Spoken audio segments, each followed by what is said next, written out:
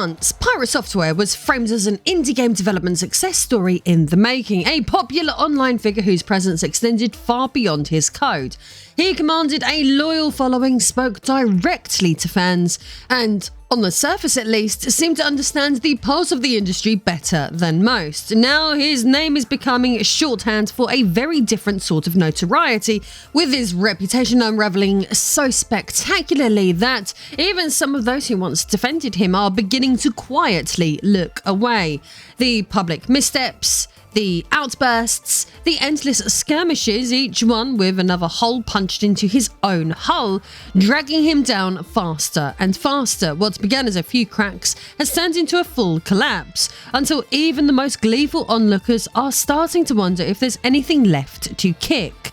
It's the slow-motion sinking of a ship whose captain still insists the voyage is going perfectly.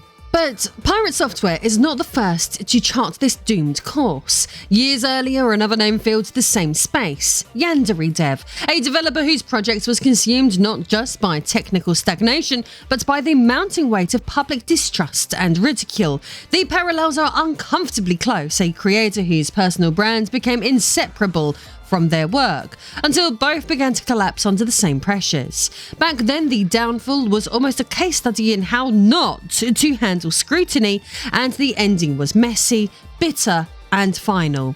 Now history seems to be repeating itself with a fresh name and a new set of mistakes. Different names, different circumstances, but the pattern is the same. A celebrated indie developer implodes in full view, and the wreckage becomes part of gaming folklore. So join me today as we explore the murky depths of yet another cautionary tale.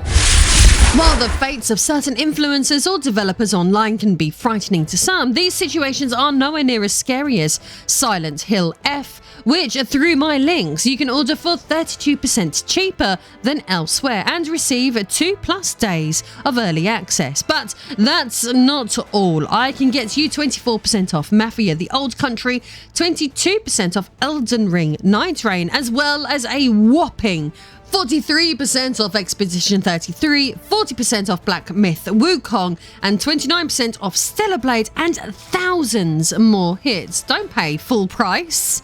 Grab a shopping list of bargains, and I hope you enjoy the rest of this video. Two developers, two entirely different corners of the gaming world, both of whom once enjoyed the kind of online visibility most creators could only dream of, with communities that trusted them implicitly, and both seemed untouchable at their peak. Pirate Software, the self-assured former man who worked at Blizzard, who carved out a vast presence on Twitch and YouTube, dispensing what people perceived to be insider wisdom with the poise of a man who always knew more than the chat. And Yandere Dev, the enigmatic one-man show behind a twisted high school stealth game that, for a time, looked as though it might become one of the most talked about indie releases of its generation. They shared no genre, no audience, and no tonal overlap whatsoever, yet their careers have converged in the same place: reputational collapse. Both remain online, still producing content, still orbiting the very audiences who now watch with a mixture of fascination, disappointment, and morbid curiosity as they burn through what remains of their goodwill. We've covered Pirate Software's story in depth on here before. I mean, at this point, the entirety of YouTube has also done this. His father worked at Blizzard, yada yada yada, but Yandere Dev emerged in a completely different sphere, built not on the gravitas of industry experience, but on the raw magnetism of a single outrageous concept: a wide-eyed Japanese schoolgirl eliminating romantic rivals through a mixture of stealth, sabotage, and outright murder. The name Yandere Dev comes directly from the term yandere, a character archetype in Japanese media known for combining sweet, doting affection with an obsessive, often violent edge. It was a fitting reference for his project Yandere Simulator, a stealth game about a schoolgirl willing to eliminate anyone who stands between her and her crush. In the early days, their name alone was enough to generate curiosity and viral attention, but over time, the darker side of the Yandere archetype began to mirror the state of the project itself. what started with charm and intrigue slowly spiraled into something erratic, unstable, and ultimately destructive. Yandere Simulator wore its taboo streak proudly, reveling in a blend of anime melodrama and lurid violence that made it unlike anything else in the indie scene at the time. The early videos functioned as half technical diary, half character showcase, with a theatrical edge that drew viewers into its bizarre world. Every update promised something new, a fresh animation, a novel way to dispatch a rival, a small fragment hinting at a far larger, more intricate game taking shape. In those early days, as one commentator put it, he looked like living proof that one obsessive, determined developer could carve out a place entirely on their own terms. It was the indie dream packaged for the YouTube generation, a promise that you could follow the game from its messy beginnings all the way to a singular, complete vision. When Yandere Simulator first appeared in 2014, its creator, Alex Mayen, better known online as Yandere Dev, was something of a curiosity in himself. Before taking on the project that would make him infamous, he claimed to have spent several years working in the games industry as a programmer, mostly on smaller projects and contract work. In his own accounts, these jobs were unfulfilling, with limited creative output and repetitive assignments that left him feeling creatively stifled. Yandere Dev often presented the simulator as his chance to finally make something entirely his own, without having to answer to managers, clients, or deadlines dictated by someone else. Outside of those acclaimed industry stints, Mayen was already active in online communities known for posting in gaming and anime forums under various aliases. He had dabbled in personal coding projects and had a modest following even before Yandere Simulator, largely among niche internet circles that shared his enthusiasm for anime tropes and dark humour. His skill set was self-taught in part, refined for a mix of formal programming work and years of independent tinkering. When the project launched, he leaned heavily on his personal identity to market it. Yandere Dev positioned himself as a lone developer working tirelessly from home, sharing regular progress updates in a conversational, often self-deprecating tone. This persona, part underdog, part eccentric auteur, helped to draw an audience as much as the game itself. In the beginning, it painted him as a relatable figure, a frustrated coder finally breaking free from the drudgery of uncreative work to pursue his own vision, relying on fan support to make it happen. Yandere Dev made it clear that the game would be funded entirely through grassroots support rather than traditional publishing deals. His primary vehicle for this was his Patreon, which he launched early in development. There he offered regular progress updates, behind-the-scenes posts, and early access to debug builds in exchange for monthly pledges. This recurring income allowed him to work on the project full-time, covering his living expenses while keeping the game free to download in its unfinished state. Beyond Patreon, Yandere Dev occasionally received one-off donations through services like PayPal, and he benefited from an unusually high level of unpaid community involvement. Artists, animators, voice actors, and modelers from the fanbase contributed assets without pay, either to help speed development along or simply to be part of a project that had captured their interests. He spoke early on about the possibility of a future Kickstarter campaign once the game reached a more complete and marketable state, but this was never materialised. Instead, the Patreon model, combined with the viral appeal of frequent debug builds and YouTube coverage, remains the project's financial backbone, making its continued progress dependent on the goodwill and sustained interest of its fans. If Pirate Software's fall was sudden, Yandere Dev's was a slow, grinding decay. Yandere Simulator began with all the hallmarks of a cult hit, but each new build seemed to inch the project closer to completion, fueling the belief that it would one day become a polished, finished release. But beneath the novelty and steady trickle of updates, the game's foundations were already failing. The first cracks began to show when players noticed that progress was far slower than expected, with years passing and core features still unfinished. Updates often focused on minor additions or cosmetic tweaks, rather than addressing deeper gameplay issues, leading some to question whether development was being prioritized effectively at all. Reports from volunteer contributors painted a picture of chaotic project management, while critics pointed out that the game's codebase was becoming bloated and inefficient, making even simple changes a laborious process. What had once seemed like a quirky passion project began to look more like a perpetual work in progress, trapped in its own technical and creative dead ends. In some ways, this echoed the drawn-out stagnation of Heartsbound, Pirate Software's indie title that built early hype only to languish in development limbo, but the Yandere simulator situation was worse. Heartsbound's delays were largely the product of scope creep and overambition, but Yandere Dev, by contrast, became increasingly combative with critics, dismissive of feedback and embroiled in public drama that overshadowed the game itself. This stalled progress was amplified by the creator's frequent public disputes and defensive behaviour, which kept the project under constant scrutiny. What might have been remembered as a quirky, overambitious indie title instead became a running spectacle where the controversies surrounding its development often eclipsed the game itself. So let's dig into more as to why. The codebase was, by most accounts, an unmitigated disaster, an impenetrable snarl of spaghetti logic held together by sprawling nested if-else chains that made even the smallest tweak a painstaking ordeal.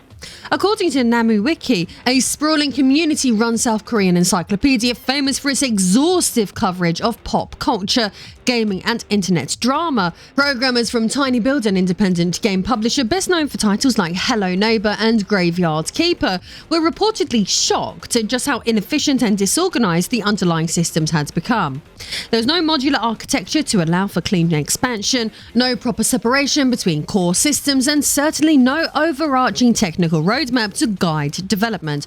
Everything was built in an ad hoc fashion, with new mechanics and features grafted onto the existing mess, without consideration for how they might interact or scale. The result was akin to bolting ramshackle extensions onto a crumbling house, functional enough in the moment to keep up appearances, but fundamentally unstable, ensuring that every new addition only compounded the long-term structural problems. Tiny Build were involved in a partnership with Yandere Dev intended to professionalize the project, but ended up doing the opposite, exposing to the public just how deep the problems ran. When Tiny Build's programmers overhauled the game's core systems, they delivered a refactored build that was faster, more stable, and structured in a way that would allow future features to be added cleanly without grinding the project to a halt. For most developers, it would have been a turning point, the moment where a shaky prototype finally became a workable foundation for a full release. But for Yandere Dev, the new framework felt alien, its cleaner architecture a foreign language compared to the messy, improvised style he'd been working in for years. Rather than invest the time to learn the improved structure, something that would have required not just a change in workflow but a willingness to give up the chaotic habits that had defined the project, he walked away from it entirely.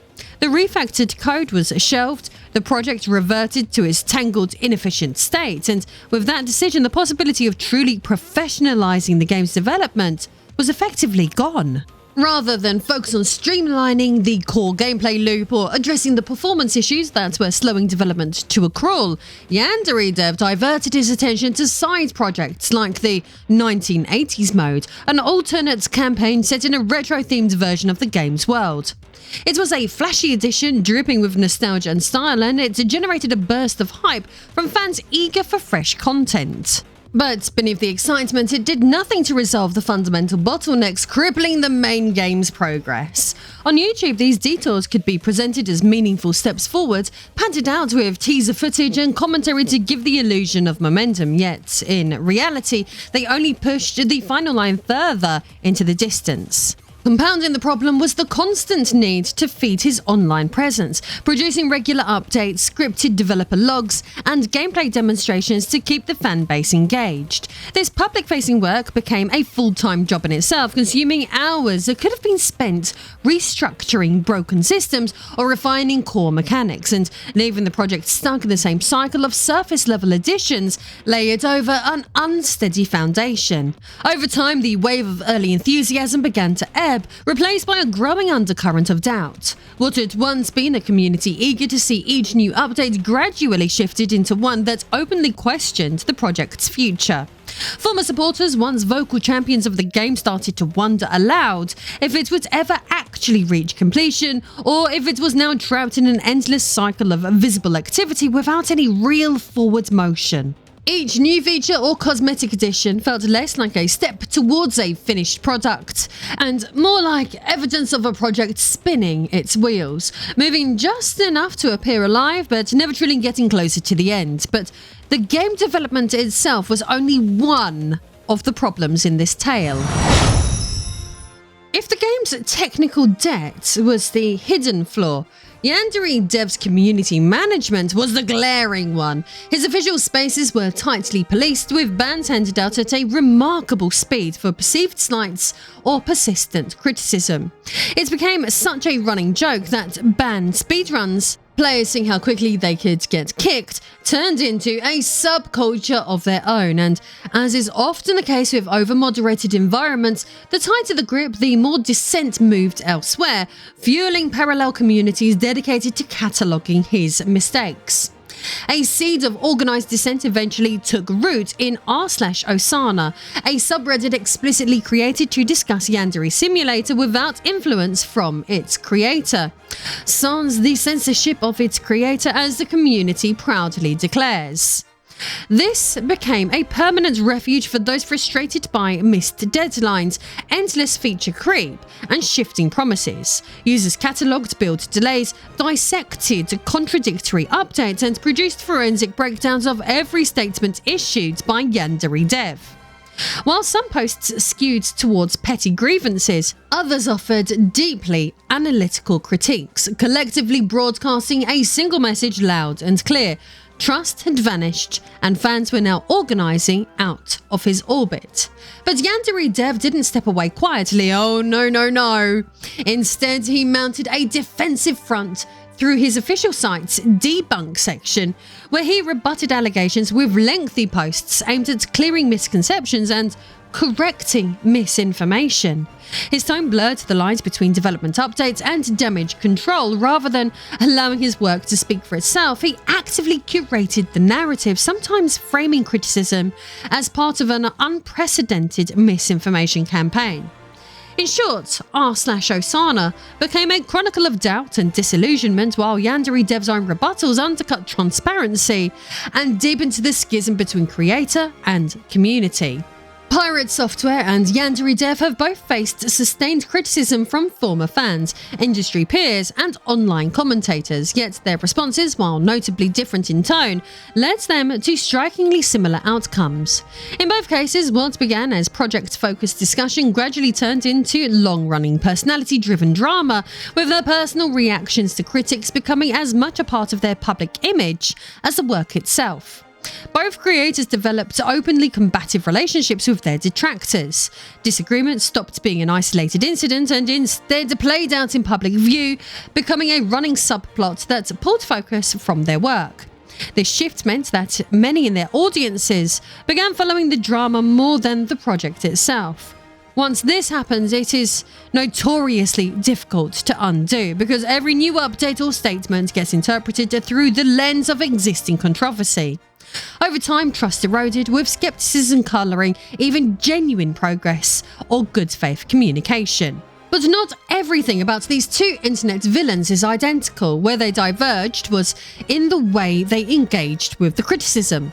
Yandere Dev leaned heavily on gatekeeping and avoidance. Critical discussions were not allowed in his official spaces, and platforms like the r/Osana subreddit sprang up specifically to track and dissect his project from the outside. His strategy centered on moderation, bans, and a lack of direct engagement with detractors. While this reduced the immediate disruption in his controlled spaces, it gave his critics a free hand to shape the conversation elsewhere, often without rebuttal. Pirate Software took the opposite tack, meeting criticism head-on and in public. Thor frequently blocked detractors, openly questioned their motives, and even turned rebuttals into content for his audience. This approach has resonated with some loyal followers who see this approach as a sign of strength, but for those outside his core fanbase, it often appears defensive and confrontational. Despite these differences, the end result for both was similar: a shift in audience perception where the personality and the ongoing controversy overshadowed the actual work. Whether the strategy was to ignore critics or challenge them outright, the long-term consequence was a community dynamic defined more by the drama surrounding the creator than by the project itself. A dynamic that is difficult to reverse without a deliberate, sustained change in approach. But we haven't even told the whole Yandere Dev tale yet. For years, the main grievance against Yandere Dev was the game's glacial progress, but in September of 2023, that slow-burning frustration was eclipsed by something far more serious. A video by YouTuber Ali MCC alleged that the then 35-year-old developer had engaged in sexual conversations with a 16-year-old fan via Snapchat and Discord. Screenshots spread quickly, moving from niche spaces into wider gaming discourse. When Yandere Dev responded, his statement was a muddled mix of admission and denial. He acknowledged that the conversations had been sexual, but insisted they did not amount to grooming. If this was meant as a nuance, it convinced no one. To critics, it was a confession. To supporters, it was a self-inflicted wound that made defending him almost impossible. The backlash was immediate. Voice actors and collaborators cut ties, some publicly, others quietly. Patreon pledges dropped. Whatever trust remained from the early days evaporated, and the years-long erosion of his reputation reached a definitive breaking point. Unlike a missed update or flawed design choice, this wasn't the kind of controversy that could be patched over. In the weeks that followed, the fallout only deepened. The story became a recurring fixture in commentary channels, news aggregators, and drama-focused subreddits, ensuring it stayed in circulation well beyond the initial wave of outrage. Former fans dug through old streams, Discord logs, and forum posts, resurfacing earlier incidents and questionable behavior that, in their view, painted a broader and more troubling pattern. For Yandere Dev, this meant that the allegations were no longer an isolated scandal. They became the lens through which his entire career was now judged. Efforts to resume normal development updates were met with hostility, with each new post attracting more discussion about the controversy than the game itself. His own platform saw increased moderation to remove critical comments, which only fueled the perception that he was avoiding accountability. By late 2023 and into 2024, Yandere Simulator's development limped on, but its public image has shifted permanently. The remaining supporters were a fraction of the original audience, and they now had to defend a developer associated with one of the most damaging accusations that can be leveled at a public figure. For the wider gaming community, the controversy had settled into a kind of permanent stain, one that no amount of content updates, feature additions, or PR management could realistically erase. At that point, the question was no longer whether Yandere Dev could win back his old reputation, but whether the project itself could survive in any meaningful form while carrying his name. Despite the damage, development on Yandere Simulator did not stop through 2024 and into 2025. Updates continued, new rivals were added, story elements were expanded, and additional animations and cutscenes were rolled out. In early 2025, an Android port was announced, and by August of 2025, a new build included visual improvements, fresh voice lines, and unique rival interactions. Yandere Dev had suggested that a final release could come towards the end of 2026, or maybe the beginning of 2027. Whether the project can truly survive depends on how survival is defined. In a purely technical sense, the game is still alive, with ongoing development and a small but dedicated core of supporters. However, Its public image is permanently tarnished. For many, the scandal has left an indelible mark that no amount of content updates can erase. The remaining community is fractured, and the game's reception upon completion, if it ever really does reach that stage, is likely to be overshadowed by the baggage attached to its creator's name. In that sense, while Yandere Simulator may be completed, the prospect of it ever reclaiming its former goodwill is far less certain. What ultimately links Pirate Software and Yandere Dev is not just that they lost the trust of their audiences, but the way they responded when the warning signs first appeared. Both saw criticism less as a signal to reassess, and more as a threat to be neutralised. Pirate Software chose to meet it head-on, escalating disputes until the drama became inseparable from his brand. Yandere Dev chose to contain it, locking down his spaces and issuing carefully worded rebuttals to hold the line. In both cases, there was the same quiet confidence or overconfidence that their loyal supporters would absorb the blow, shielding them from the worst of the fallout. But loyalty is a fragile currency. It stretches and stretches until it doesn't. And once it snaps, it is almost impossible to restore. When that moment came, the fragility of their respective empires was laid bare. Pirate Software's authority was the cornerstone of his community, and once that authority was undermined, the trust propping it up collapsed almost overnight. Yandere Dev's game existed on a codebase so unwieldy and a workflow so singular that only he could keep it moving, which meant that when his reputation imploded, the project had nowhere else to go. Different mediums, different routes, but the same fatal design flaw. Both built systems so dependent on a single personality that they could not withstand prolonged scrutiny. Today, both remain still creating, still engaging, and still overshadowed by the controversies that now define them. For Pirate Software, any real redemption would require an uncharacteristic shift, acknowledging mistakes, stepping away from the fight, and proving through consistent action that the work is worth more than the feud. Every defensive outburst makes that shift less likely. For Yandere Dev, years of technical debt, a deeply damaging scandal, and a legacy of broken trust are problems no update, however polished, can fix.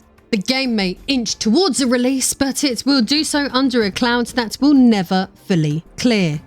The real takeaway here isn't just don't be arrogant or don't alienate your fans. It's when your work and your persona are one and the same.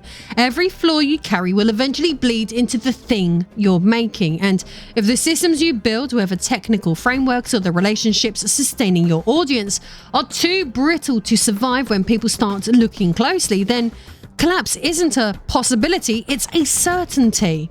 Unlike a broken line of code, a reputation can't be rewritten once it's lost. While the downfalls of certain influencers or developers might be fascinating case studies, they are nowhere near as unsettling as Silent Hill F, which through my links below you can grab for 32% less than elsewhere, and even get 2+ days of early access. And that's just the stance though. I can also get you 24% off Mafia the Old Country, 22% off Elden Ring Night Rain, and a massive 43% off Expedition 33, 40% off Black Myth Wukong, 29% off Stellar Blade, and thousands more deals. Don't pay full price like a mug. Fill your baskets with bargains, and if you want to support what I do in a more personal way, access my behind the scenes cosplay library and more by becoming a backer over on Patreon. I hope to speak with you over there soon.